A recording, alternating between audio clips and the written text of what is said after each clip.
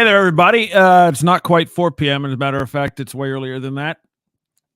It's 1 p.m. Eastern. Hope you all don't mind. I appreciate you being here on such short notice. We just had a schedule change where I can't be around to do the 4 o'clock thing. So I figure might as well push it up and provide this time for everyone, for y'all. And this update that I wanted to just make sure we talk about. So anyway, get your questions in right now. Put it right in the chat wherever you're watching. Hopefully you're on the Endtime.Church website. Endtime.Church/live is our live page for everything we do 3 times a week, give or take.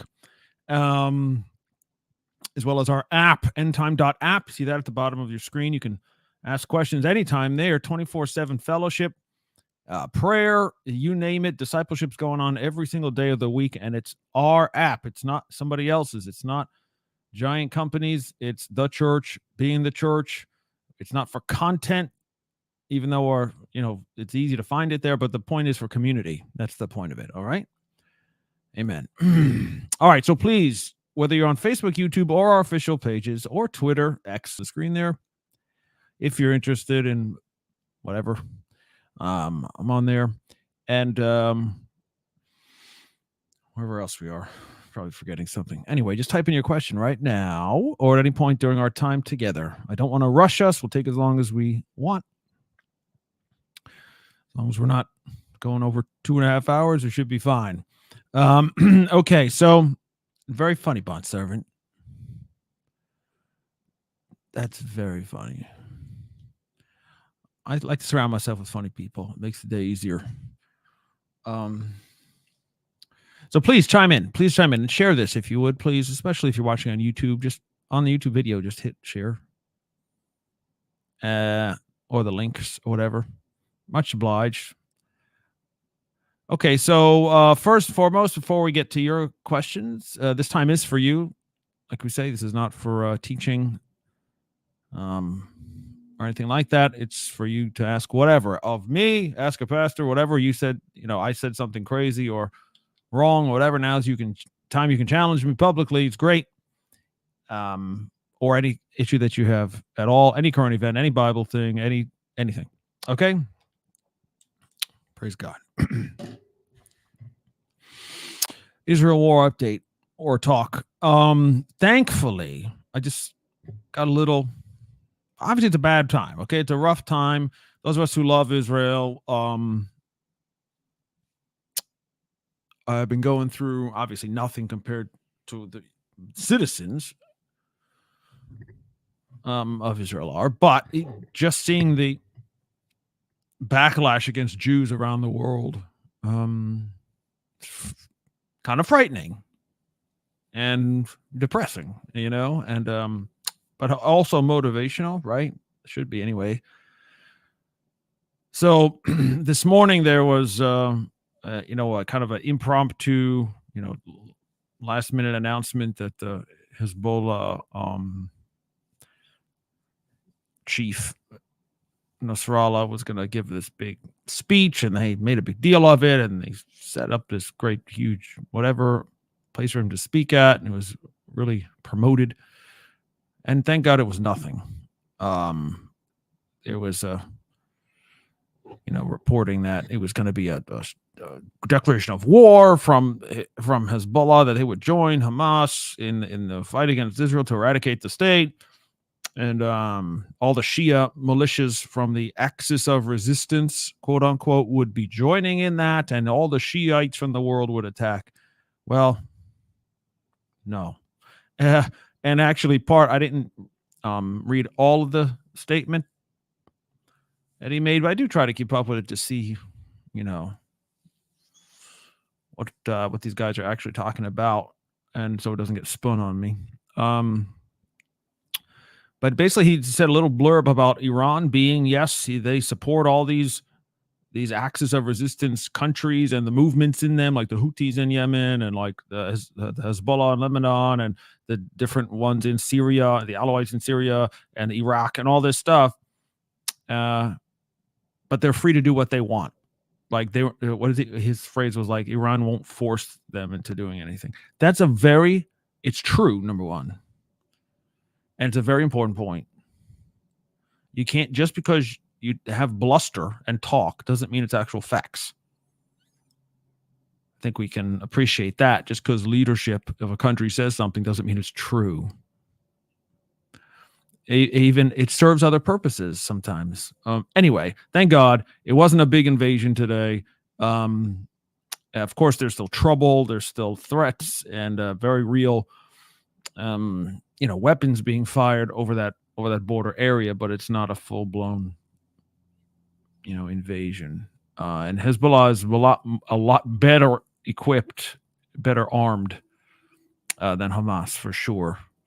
And yeah, and I don't know if it made any difference, but I saw at the last moment, it seems the if you know Lebanon, I'm not going to get into all Lebanon's very, very complicated history, recent history. Like they had a civil war there not too long ago, and their government's officially, it has to have Christians and Muslims, and there's two different types of Muslims in there. Anyways,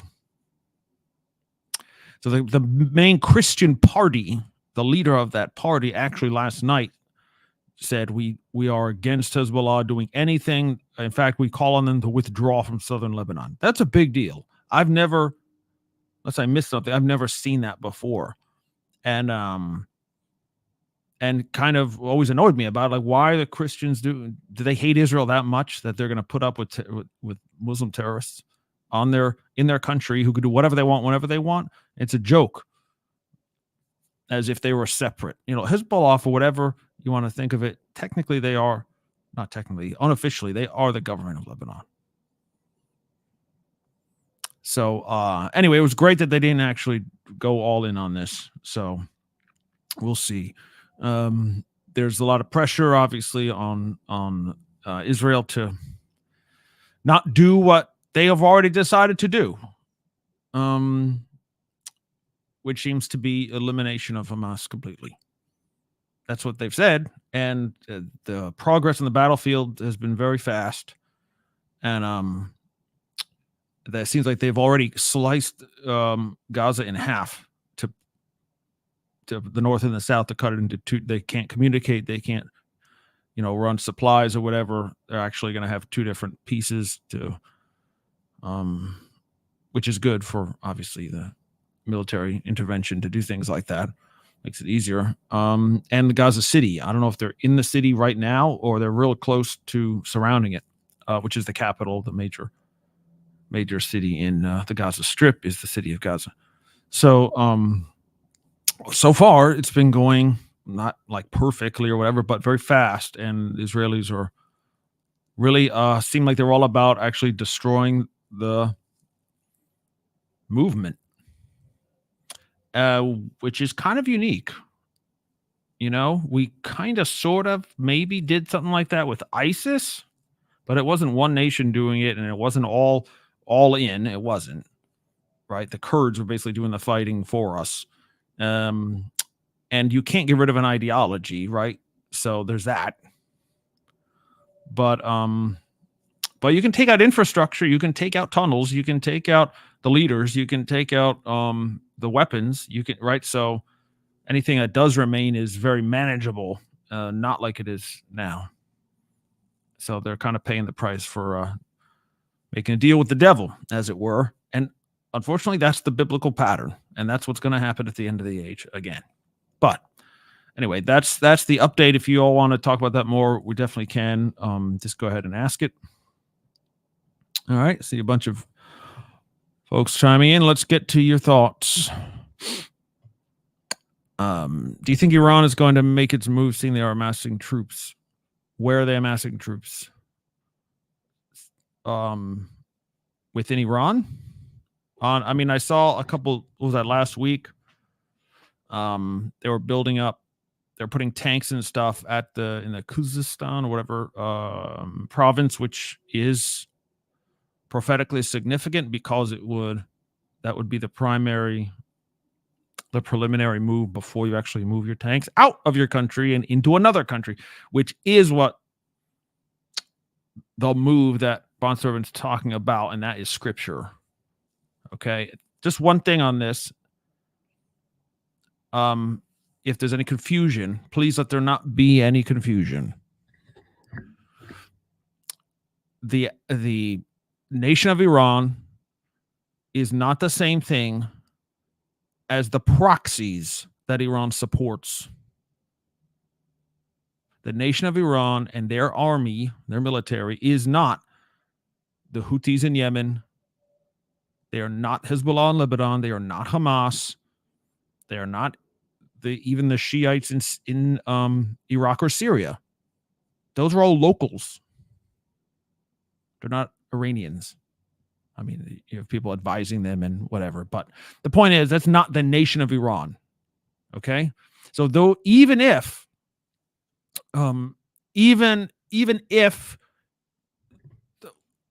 get straight, camera. I have a certain angle that I want. Okay. Sorry about that. Tech support is on the phone. Okay. Okay. So even if these axis of resistance, what they call the axis, is because they're different countries: Yemen, Iraq, Syria, Lebanon, Hamas, whatever. Hamas is not part of it, but anyway, if they all even decided, like today with this speech, if it was announced, all the axis of resistance is actually going to fight Israel and destroy the Zionists, that's not Iran. That is not the same thing as Iran attacking. And it's certainly not a fulfillment of Daniel 8. And just like events of history are not what Daniel 8 is talking about. You can't just wait it out and say, well, back in the day, this was the region of the north, king of the north, therefore at any moment this is going to happen. That's not the way it works. Okay? Hopefully somebody understood that. Hello, Tiki. It says, do you think Gog is the animating spirit that will enter the Antichrist? The chief prince reference leads me to think so. Similar to Prince of Persia and Greece, I don't think it's Russia. Well, no doubt it's not Russia. It's not, because when you say chief prince, that's the Rosh, like Rosh Hashanah, first of the year or chief of the year.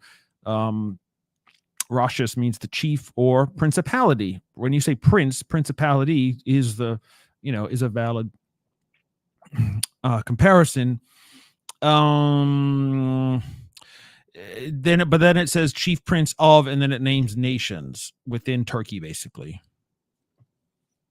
Is he saying that's a principality over those parts of Turkey? And I don't know. Gog he's an individual.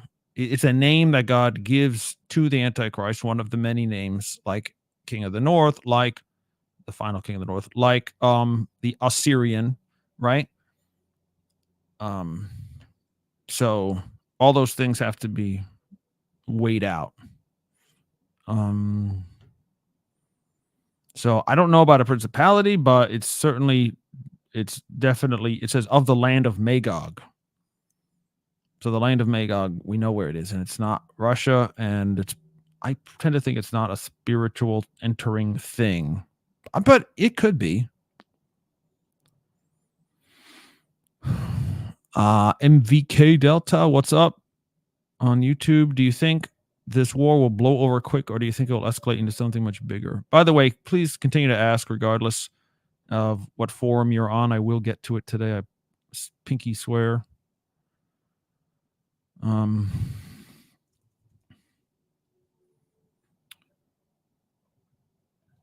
Including on my Facebook page, which I always seem to ignore. So I'm just going to go look at that if you don't mind. Okay. Somebody did ask something. Oh, no, they didn't. Sorry. Okay, here we go. Right. Is the war will blow over quick, or I don't know. It doesn't seem like it's going to blow over quickly from what Israel is saying about their goals. I've seen that they're going to take a year to do this. They're giving themselves, I think, a month or 2 or 3 months to actually do the main fighting, and then the rest of the time mop-up work, so to speak. Now, who knows if that's going to actually happen, or, it never goes the way you want in war. I'm thinking of, America's plan for Iraq after Saddam didn't really go as planned. Even counterinsurgency, yada, yada, right? It just didn't work. So what I'm seeing, it's a year-long plan. If that's the case, it will not blow over quickly. But what could blow over, I hope it blows over, which is this global condemnation of Israel.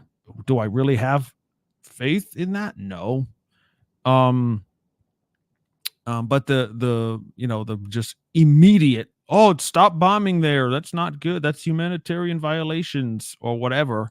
They have no idea. The UN is clueless. They have no idea what they're talking about. These protesters in college campuses, they have no idea what they're saying. That doesn't mean it's not dangerous. It is. But they definitely don't have, these things happen. We've seen it many, many times. They bubble up for a couple of days or weeks and then they go away, or if they subside a good deal, right? Because they move on with life. Like, I got to go back to class now. I have to live in America actually, or in London, whatever. So, I don't know. So I hope the actual war doesn't look like it's going to blow over quick. I hope that this global condemnation, or they just get sick of saying it and realize Israel's not going to listen to them, and they're going to do what they need to do, and that's it. I hope I hope we get to that point. So yeah, the only thing it could escalate. It could. Israel is, again, this is a lot of these statements that these countries make are for domestic consumption. It's to make their population feel good and strong about the evil Zionists, and they're the real enemies. Don't look at us, your government. Look at them. As your problem, he calls your problems. Typical Nazism, Hitler stuff. But there's no. Nobody can challenge unless we're talking about the big boys. Turkey, Iran, and Egypt. Those are the big boys. Nobody else has a military worth a darn that can touch Israel, honestly. But again, we've seen this before. 1967, 1948, 1973. Actual nations got together and tried to destroy Israel, and they failed. So, they're much stronger now. And so we're not at that point, thank God. Not yet. Anchor Down, hello, my friend, says, recently Joel Richardson shared information about a meeting a few years ago between prominent leaders, including imams and rabbis, about a third temple or a house of prayer for all nations. Break. Okay. Of course, he cautioned that diplomacy can take a long time. This is the first time he shared it publicly. It was interesting to me because Joel Richardson has always erred on caution about any speculative subjects. Well, I know exactly what you're referring to. I'm pretty sure. He's talked about it for years. And there are some groups of Jews in Israel. Now, listen to me carefully. There are some that want to build the temple, and it's not about diplomacy, guys. There can be meetings and diplomacy and whatever. That's fine. It's not going to matter. It doesn't not matter who agrees to build it at all. It's not about diplomacy. It's about the covenant with death in the grave. The temple is not possible until the entire situation is changed. The entire status quo has to change. Jordan cannot control the Temple Mount anymore. Nobody's talking about that. I don't care what rabbis and imams talk about. Nobody's talking about that. Turkey, Iraq, Iran, Syria, Jordan, Saudi Arabia, Egypt, you name it. They all have to agree. This is the plan.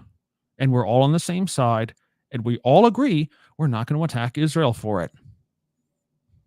We're not there yet. It's not diplomacy, it's supernatural intervention. This is why we have to know what the scriptures say about the wars that happen around Israel before this final period of 7 years. This is why you have to study Daniel 8 and Daniel 11. Because they tell you that. This, when Jesus has wars and rumors of wars and stuff, he's not being general. When he says kingdom against kingdom, he's not being general. He's being specific about Isaiah chapter 19. Okay, so we got to sharpen up, and it doesn't matter what any group, whether it be God's Holy Mountain Project or whatever Jews or rabbis say this or whatever imams say that, not relevant. It does not matter. Okay, please. Western prophecy experts, quote unquote, moved Magog to Russia during the Cold War. Yep. But at every other location they kept in the lands referenced Magog, Meshech, Tubal, Gomer, Beth Togarmah, all Turkey. Yeah. Yeah, it's interesting how that works, right? But the enemy of the day all of a sudden is what the Bible's talking about.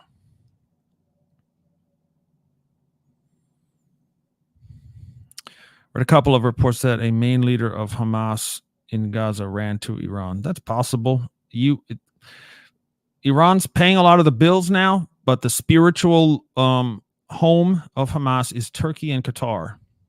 Turkey and Qatar. In fact, Qatar is where a lot of these guys have been for years. Hamas side. Right. I have a question. Excellent. Before you stated that Satan right now is in heaven, not on earth. Yep. But in the book of Job, it says he roams on the earth. What am I missing? Nothing. That was Job. That was a long time ago. When he said that in Job, he was in heaven, right? Came before God and the angels, right? So he had free passage. But the New Testament doesn't say anything like that. In fact, the only time we see Satan is in heaven. And you can make a very scriptural connection when Jesus says, "Get out of here, Satan," in Matthew 4 and Luke 4, in the desert temptation. When he said, "Get behind me, Satan, get out of here, never come back," he actually banned him from the earth. So, yeah.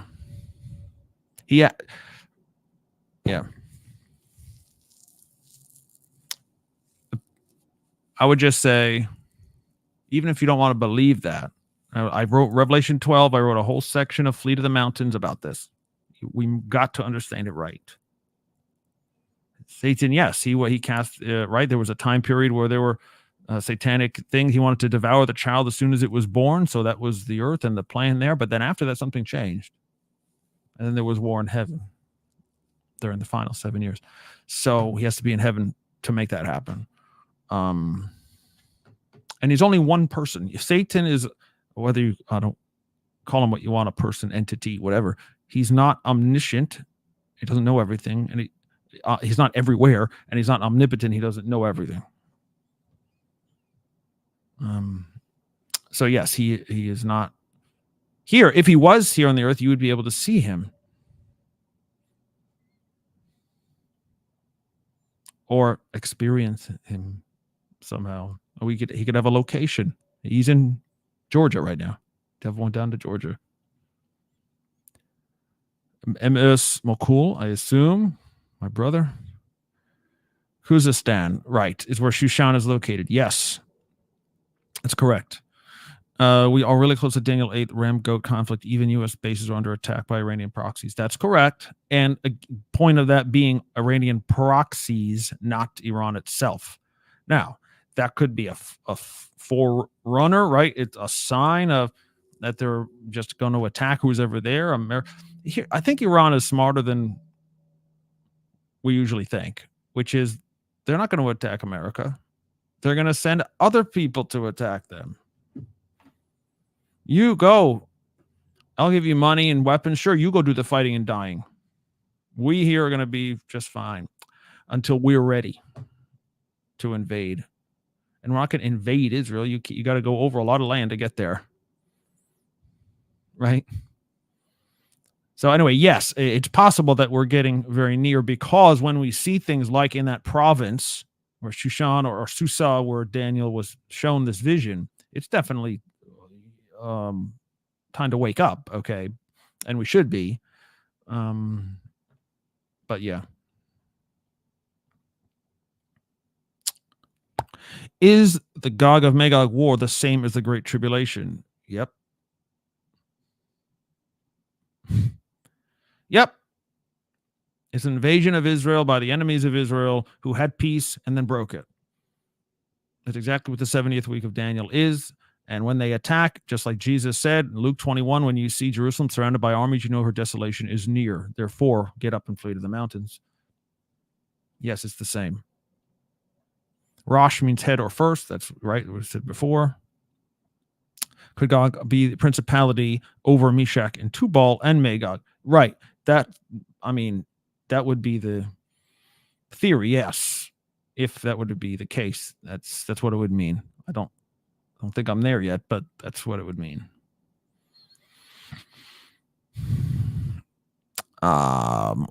Just Gog, Gog, just thinking of the letter to Pergamos, right? This is Revelation, where the Lord is telling us where Satan's seat is and where he dwells.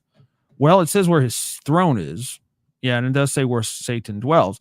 And that should tell us a little something, right? That's on the western coast of Turkey, for sure. And remember Revelation 13, it says Satan, or the dragon, gives his throne to this final kingdom during the last 3.5 years in order to hang that over, kind of like, I think he has to be on the earth to do that. That's why he gets cast out at the midpoint. That's why only when he's here can there be the abomination of desolation, and only then can they invade.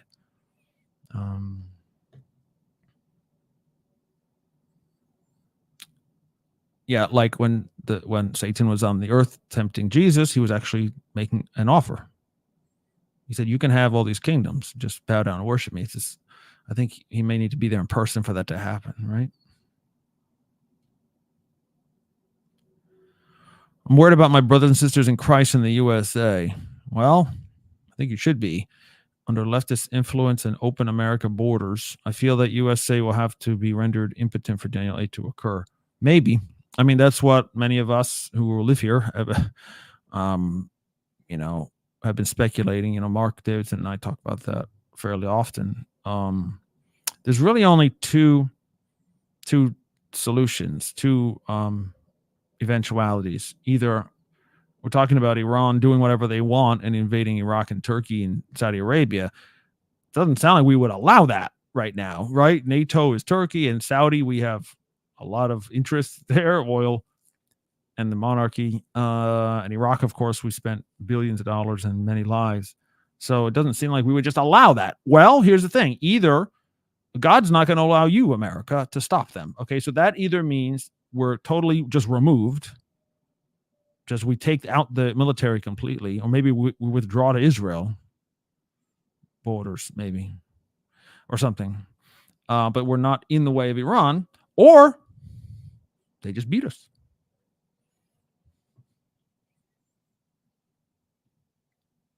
Vitor, hey brother, yes, from Portugal, my brother. Has been a long time. Well, thank you for being there. Well, yeah, man, of course. God bless you. I hope we see you more, Vitor. We'd love to have you whenever you're available, man. Endtime.Church, spread the word, y'all. Okay, Endtime.App. You see it at the bottom of the screen. It's not a joke. Go get it. Use it. Give the Gospel of Jesus on YouTube says, probably not their real name, although that would be fun. The covenant, everyone needs to agree. Yes. It can all be over if they will open the word and realize they're fighting God, and they could also flush all the tunnels in no time. You're talking about Hamas, obviously. Yeah, well, they're not going to open their word of God. They need preachers to preach to them, and then they have to believe it. You're welcome. Right, no problem. Well, cool. Wars and rumors of wars, kingdom against kingdom, specifically referring to the wars of Daniel 8 and 11 Middle East. Yes, I believe that's exactly what it says. And not to wars and conflicts around the world in general. That's correct. That's my teaching. That's my understanding. Yes. And because mostly, other than there's being scriptural backup for that, it makes sense because Jesus is giving us signs of his coming. And it has to be near the time when he comes. Otherwise, it's not a sign. To say wars and rumors of wars, just like generally, like we had World War I, we had World War II, we had the Cold War, we had Vietnam, we had 1,000 other wars, but they're not signs of his coming.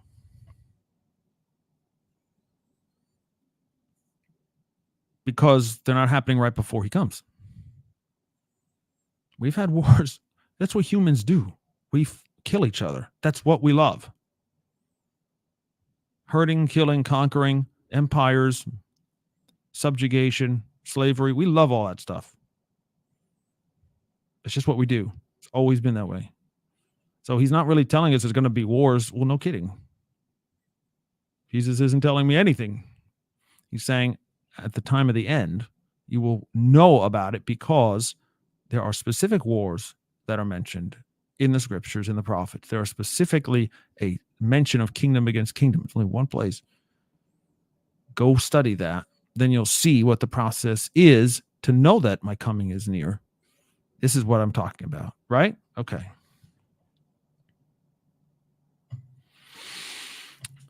Mark Davidson, in his book about the book, I assume being Daniel Revisited, I suggest you all read that. His book about the ram going westward, he is talking about with the reality ISIS was still there in Iraq. Well, he wrote the book well before that. So ISIS is no longer a force. Right. What do you think keeps Iran back right now? Well, this God. He wrote the book in 2012, maybe even 2011. So it was pre-ISIS. It's not that they're being held back by anything that I know of. They're driven by a eschatology. The Iranian leaders have an end times, and they have an end times leader that they are waiting for. Call him the 12th Imam, the Imam Mahdi, whatever. This one will be the one who leads them out in battle. That's probably, if anything's delaying them, that's that. Or it could just be they're just going to prop some dude up, whoever they have to, when the time is right, when they think they can strike. And that time isn't yet. And maybe even if they want to, God is not allowing it yet. All that stuff. So ISIS really was not a consideration. Now, I think, if we're talking about my personal view, it's a process, right? Daniel 7 gives us a process of how the beast comes, and he doesn't just show up out of nowhere. There's a 4-stage process about how that happens. The first is the lion. That has to do with Iraq, the country, and the beastly things that come from it. Depending on how you interpret that, that could be, what happened with Iraq and America and Saddam Hussein, that whole thing, or with ISIS itself, which was formed there in the wake of that. So that's the lion period. Only after that lion period is over, then the bear period comes, which is the Iranian invasion. So, yeah, as long as that part 1 is done, then part 2 can happen. And then only when part 2 is done can part 3 happen, which is why Turkey is not going to do its thing yet, because it's not their turn.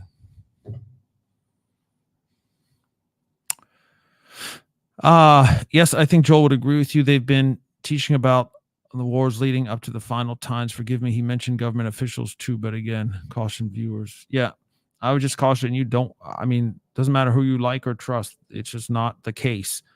It's not going to be brought about by some kind of negotiation, short of the final one. This is why they call, whenever you hear peace talks in Israel and two-state solutions and all this, whatever, it's always comes back to the Temple Mount in Jerusalem, the status of Jerusalem, the final status, quote unquote, right? The final status of Jerusalem. Final. That means nothing else. The only time there's going to be a change where that would facilitate such a major Temple Mount change issue is the final covenant. And a covenant has to have two signatories, Israel and all her enemies. All of them.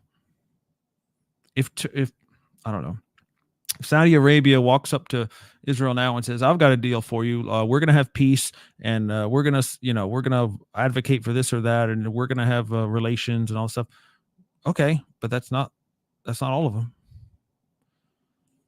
Even if Saudi and Syria and Turkey all came with a piece of paper and said, "Okay, here's the contract. We're not going to, you can build the temple." Yeah, that's still not right. It doesn't matter what these people say. It doesn't matter what the countries do. They have to align themselves first as one unit. They have to fight it out, unfortunately. Massive wars and destruction is the only way. That's what Daniel 7 and 8 and 11 tell us. And Jesus tells us that's the only way they're going to form this beast at the end to make the deal with Israel is to become one. When you see Iran, Iraq, Syria, and Turkey all one country, or one super country, or something, now you can think about the covenant and the temple. But before that, it's pointless.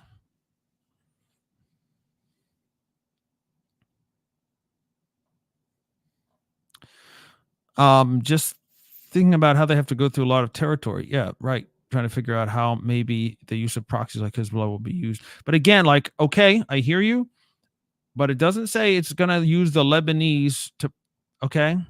Let's look. I'm not trying to say every detail is going to be known exactly. I'm not saying it's not worth talking about or thinking about or speculating somewhat. But what God has said is very plain, is that nation will do it. Maybe or maybe not, other things are employed. But to fulfill what God has said about it, he goes into specific places and does specific things. So it doesn't matter what Hezbollah does. Doesn't matter if Hezbollah in America and Hamas or whatever, the Muslim Brotherhood and all the other in Europe and the West blows up too and decides to fight in the streets and all that. It's bad, but it's not fulfilling the exact prophecy, right?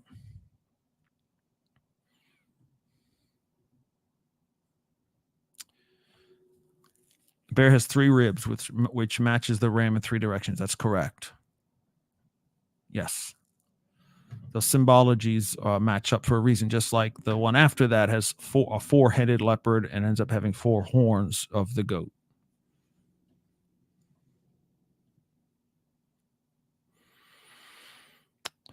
Don't be sorry. We're good.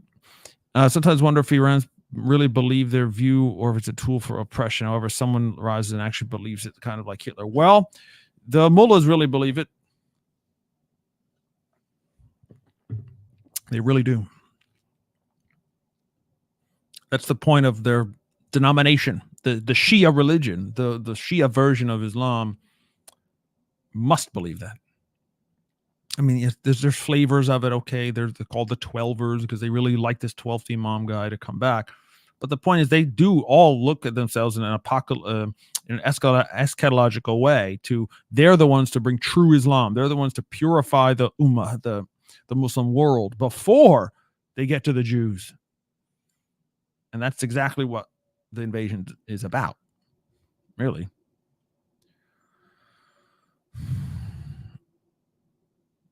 How do you think the 10 kings show up? Will it be obvious or a bit subtle? Not subtle. Daniel 7, the 10 kings, and Daniel 8, the 10 kings come after the division, after Iran does its thing, Persia, okay, after Yavon or Turkey does its thing and takes control, and then it's split, the whole region split into 4 units, whatever, whether they're new states or just regions or what have you, north, south, east, and west. When that happens, then the 10 can come.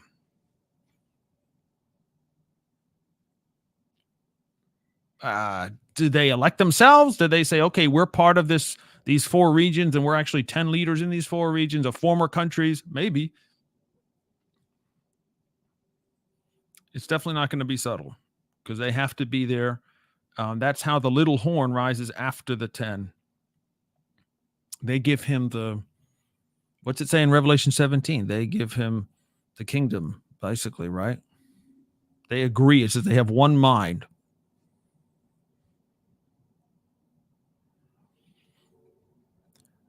The words of Daniel 8 and 11 will probably shake up the global church and make her more interested in the prophetic scriptures, maybe. Because right now, the global church is simply not too interested in prophecy. Well, there's no doubt about that. I think that's probably true, Mokul. I mean, even just anecdotally, from doing this stuff and going to church on Sunday in my local fellowship, a lot more people are bringing it up to me because I'm the end times guy. But yeah, probably it would at least stoke the interest. I know you hate speculation. I like to look in and outside the box to see if there's anything we could miss. Oh yeah, totally. I'm for it. I'm for it. I just don't teach it. You know what I mean?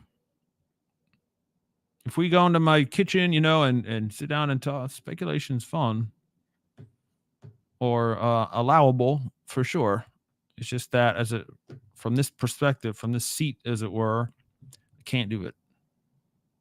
And I don't want my folks to do it who the Lord has given me. Bet you don't feel very nice about that now, do you? They definitely need Jesus. Well, of course. Yeah, man. Keep thinking out loud. It's no problem. Dear Sarah, what is happening, sister? Okay, have you been what time is it? 44 minutes in. Wowzers. All right, Facebook check. I'll get Sarah, you're next for sure. I just want to make sure I'm not missing, because like the past couple of weeks, I've always missed somebody.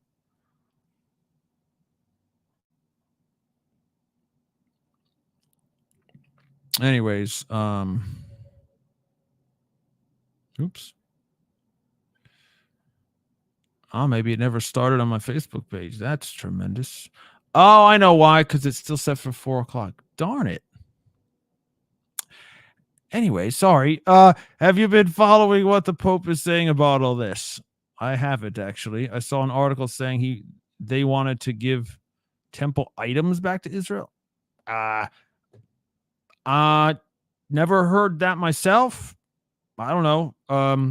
I might have missed that. What temple items does the Catholic Church have exactly? I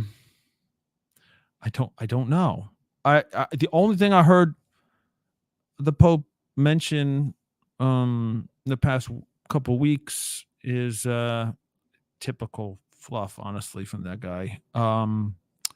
About make sure protect the innocent people of Gaza and international rules of law. Don't violate this stuff and end it as soon as possible. Negotiate, come to the table. Worthless, just like the Ukraine advice. Absolutely worthless. Wondering also whether the Vatican is involved in any of the planning for all how this will shake out after the war. I doubt it.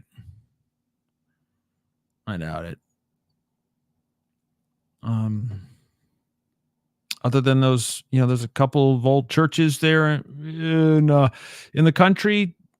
I don't think they have a lot of pull at all. Because obviously this is not the Christian world that we're talking about between Israel and the Middle East. So those are the main parties.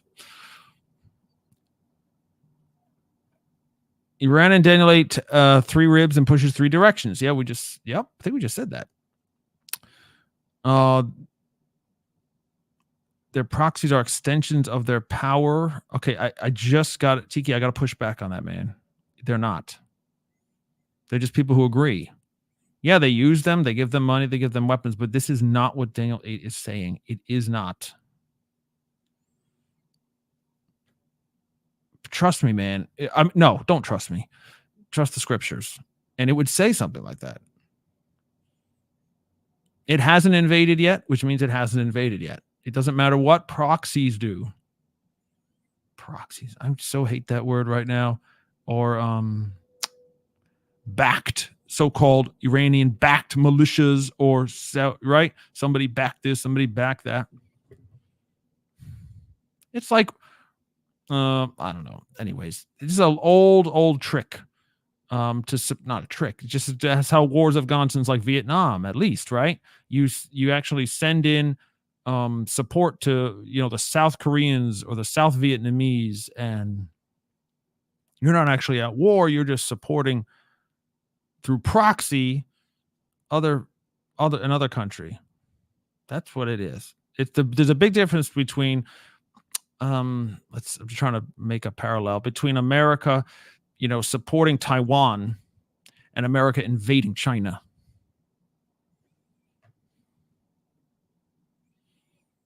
Right? If Taiwan were to invade China, now that would be a move. That'd be bold. Right? But that's not America doing it. Even if we support them, which we do. Even if we arm them, which we do. Even if we agree with what they're doing, we do. But that's not the same thing as America invading China. Is that help at all? I don't know. It helps to me. Some churches are interested taken into wild areas of conspiracy. You're talking about prophecy interest. Yes, they definitely do. And it's a lack of leadership. It's a lack of, the pastoral leadership not being educated on prophecy. They just don't know. They don't know it. So they never teach it to their people, so that people can just go off in 1,000 directions and have no focus at all. Or anyone that is interested, all they do is get lazy and consume all the pre-trib stuff or the amillennial stuff that their churches put out, or that they like, or that has been the tradition in their seminaries. So you're not gonna get a biblically grounded church with that. You're gonna get people all over the place. And trust me, again, here's what the trust me, forgive that. I'm just saying from my perspective in my church with people that I know, it's exactly what happens. There's, half a dozen folks that I can think of in my mind right now at my local church who are interested in prophecy things, and they'll all make, come to me and make a comment about this or that, but they're all divergent. And they're their own little area. Oh, they have a stare. Did you see that? This must be the fulfillment of that. Oh, really? Can we talk about that? No.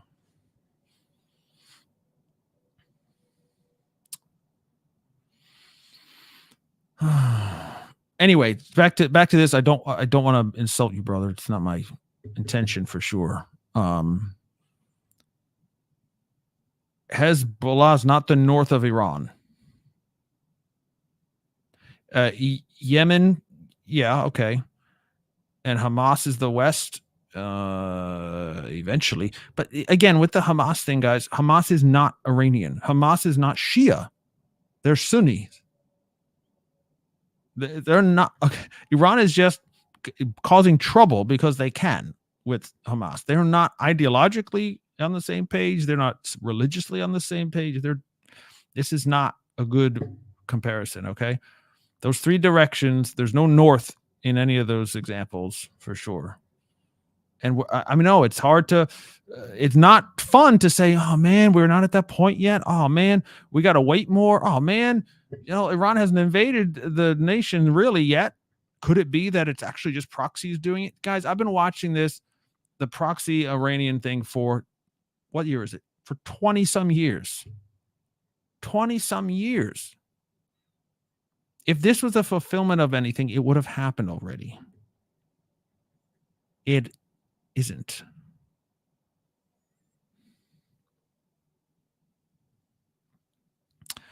Send me the link. Yes, please. You're talking about the Pope thing, right? Yeah, I just got something from you. Very good. Thank you, Sarah. Dr. Sarah, everyone. Professor. People say the Vatican still has the items from the Second Temple in their vaults. Items depicted on the Arch of Titus. I'd like to know what that information is. Like what? The menorah? I'm thinking of Arch of Titus. I see a menorah. I see the Ark of the Covenant's on there. Yeah, I'd like to know more what they allegedly say they have.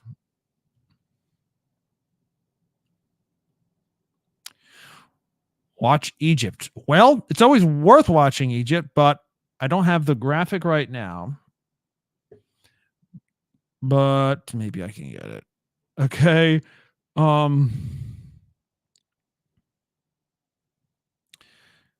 Give me a second.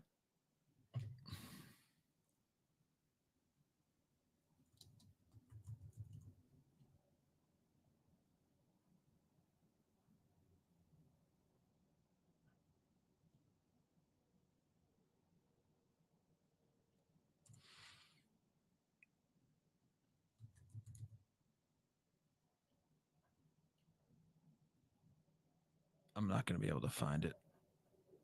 Oh, wait, I got it.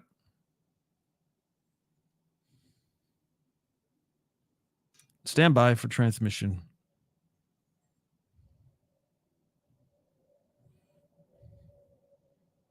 All right, we see that? No. Now you can. Okay, I want you to zoom in on this area here. Egypt definitely is involved, and we should keep an eye on it, but this is where Jesus said kingdom against kingdom. And it's Egypt is not going to be going along with this caliphate thing until the very end. That's what it means. They're not going to want to get involved. They're doing that now. They could definitely be a player in this and whatever, but as far as prophetic things go, when you say watch, this is where we watch. This is the order. Okay? These are the things we're told to look for. Wars and rumors of wars, right here. Whoops. Right here. Right? Kingdom against kingdom. Isaiah 19. Then we have the covenant with death in the grave, which brings about the final 7 years. Right? That probably confused everybody. But there it is. So if we see a movement from Iran, from the prophetic area, that will be a heads up. Yeah, I guess. Or will it just really suddenly happen as indicated in the vision? The ram's butt, not always ram's butt. They don't always run out just thinking like boom, boom, boom. Yeah, that's how they attack. But Daniel 7, suddenly a bear.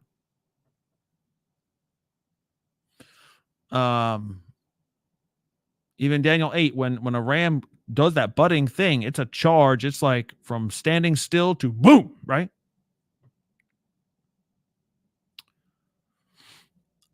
It's going to be sudden, yes. It's going to be surprising, shocking.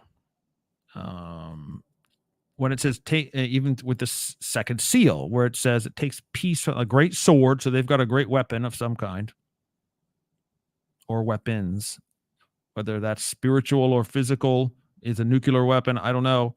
But they've got a great sword, and it says they take peace from the earth.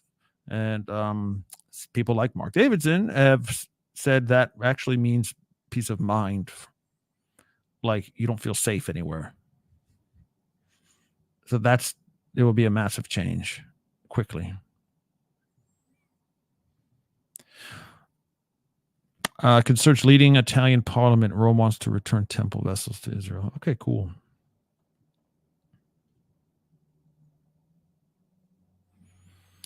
London hosts the Gog and Magog statues. I've seen them almost 10 feet tall. Well, I don't know what statues you're referring to there, but Magog is not a person. It's a place. I don't know what it's come to mean after Ezekiel, but he says of the land of Magog. So the Magog is a land, and I don't know why London thinks they're cool if they're there, but it has nothing to do with England. Just tagged you on Twitter, Ari, the Temple Vessel article. All right, cool. Vatican probably didn't appreciate them being called liars, though. I don't know. Just said it was news to me. I've never heard that before. Ignorance. I plead ignorance. Okay, here it is. The menorah from the Second Temple is in the Vatican vaults, according to some people. And maybe some more items from the Second Temple. To me, that would be the challenge of it, is how do you prove it? That's what it's from. Of course, they claim that. The Vatican claims all kinds of stuff that isn't true. Just saying. Or that's exaggerated. Or that it's a tradition, but it has no evidence behind it. Hello, Claudia. Yeah, well, bless the Lord. Atlantic is between us. That's okay, though. I trust you too. Member of Endtime.Church, Claudia, by the way. I encourage you all to do that too. If you don't have a church, if you just want to talk about these things, if you think prophecy things need to be done and your church isn't doing it, or maybe you're not in a church, Endtime.Church is for you. That's why we made it. That's why, one of the reasons why it was created, why God did that, is to provide you that community, that family. So we'd love to have you as a part of that and shepherd you on the way. Okay, so please join Endtime.Church if you will. No obligation, other than if you go to sign up for membership, you see what's expected of you, and it's not much. Ari, Egypt and Isaiah, I think, talks to a fierce king over them. Yes, a fierce king from Assyria, actually. Well, let's see. It has what does it say before that? And then a fierce king. I can look it up. Iran's leadership will face some uproars and possibly some changes. Well, I mean, that's speculation.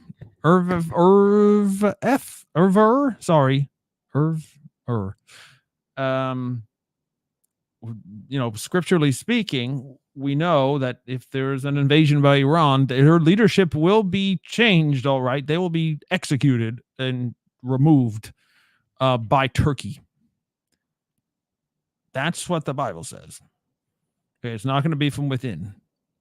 Now, unless it's going to turn into more extreme warmongering, apocalyptic thinking, like the 12th Imam is going to actually come in and take over and kill all the leaders and himself, run the show, maybe. But it's not going to be a people's uprising or anything. It's just not going to happen.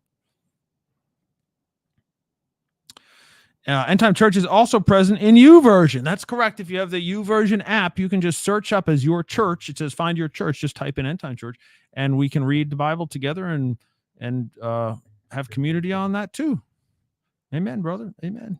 Thank you. So Vitor is you're in Portugal. That's not Claudia. Remind me, you're in Romania, Bulgaria. Boy, sorry about that.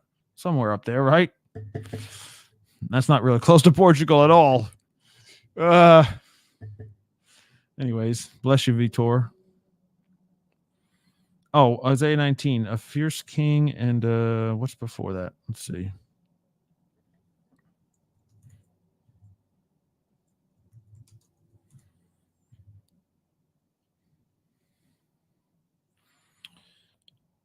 A cruel master. And the Egyptians I will give into the hand of a cruel master, and a fierce king will rule over them. And then it turns out that the fierce king is from Assyria.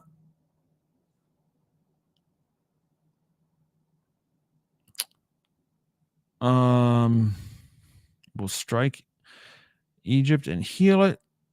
That's the great prophecy at the end. Anyway.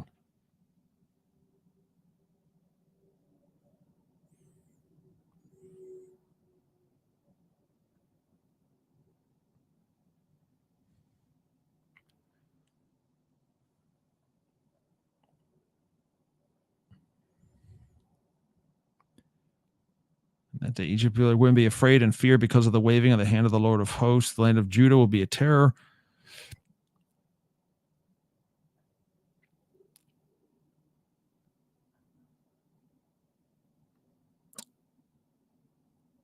It will cry to the Lord because of the oppressor. Anyways, it's very interesting.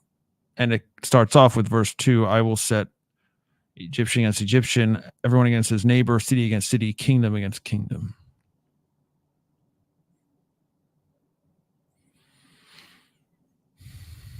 Okay. It's all right. Detour. Germany. Why did I think? I don't know what I was thinking there, Claudia. Bless the Lord. Germany. Okay. I got a little kinship with you, little family history. One German grandpa. So we're good.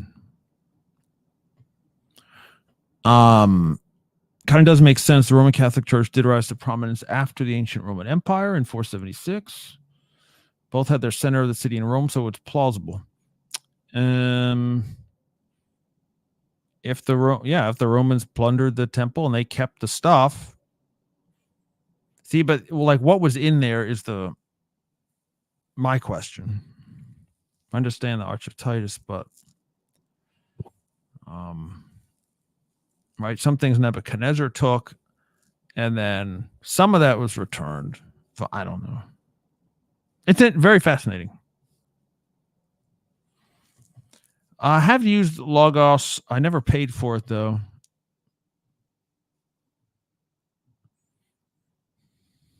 Yeah. Oh, hang on a second.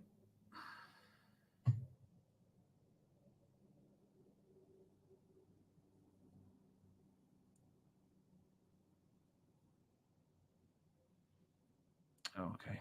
Sorry about my son there. Okay, praise the Lord, everybody. If we're good, then I'm satisfied that we've fulfilled our requirement for our weekly time to get together and of challenge and questions and hanging out. Very cool. Good stuff today. Again, please want to let you know we are brought to you by your tithes and offerings. There's no other way End Time Church exists. If you're a member, contribute. Hopefully we get more members. But anything you can give is certainly appreciated. Endtime.Church/give. We are a nonprofit organization. If you're in the United States, you get a tax write-off. You have our commitment to total transparency as far as finances go. And again, if you're a member of End Time Church, you can get all that to your heart content. Not a problem. Anyway, just want to let you all know. So if this blesses you, just bless us in return, even if it's a one-time gift. It would be surely helpful because we love to do this and keep coming to you. Monday nights is our teaching and worship night. We're going to continue the book of Zechariah this week, chapter 3. Zechariah 3, Monday night, and we're going to go through that whole book. And then Wednesday, we have a time of prayer, and then Friday is time for this. So anyway, we want to do this at least and have the app there every day open for, just the church being the church. And so please take advantage of it. Okay, don't contract it out to somebody else. Don't assume whatever. Just if you're led to it, be a part of it. Okay? If this blesses you, bless us in return. Amen. Wait a minute. Oh, you fooled me there. Listen, you pray away. Well, we could ask the Lord to take stuff away for sure, right? Pains and body things that are happening for sure. By his stripes we are healed. Why not? You could always ask.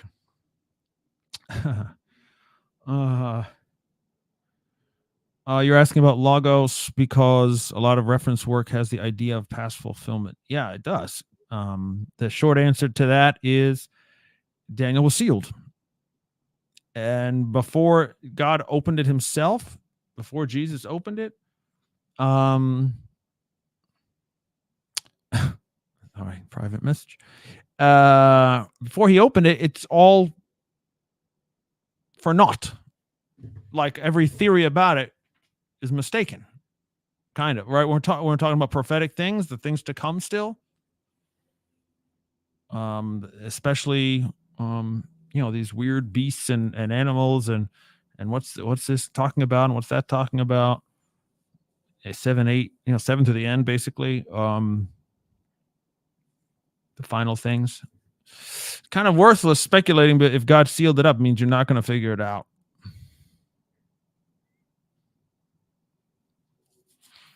Don't forget Jacob's Refuge. We certainly cannot. Jacob's Refuge was founded as a fund. It exists as a fund, a nonprofit organization to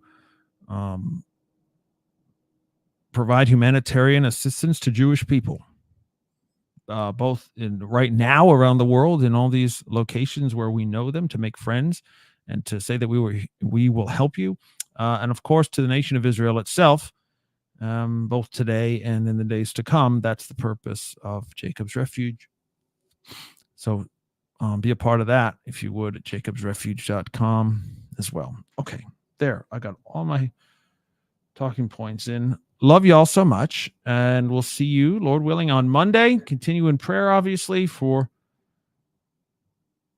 the Lord's people, for the church, for the Jews, for the Muslims to come to Christ, to all that stuff. There's so much to pray for. We don't have a lack. So continue in that, and we'll see you Monday, Lord willing.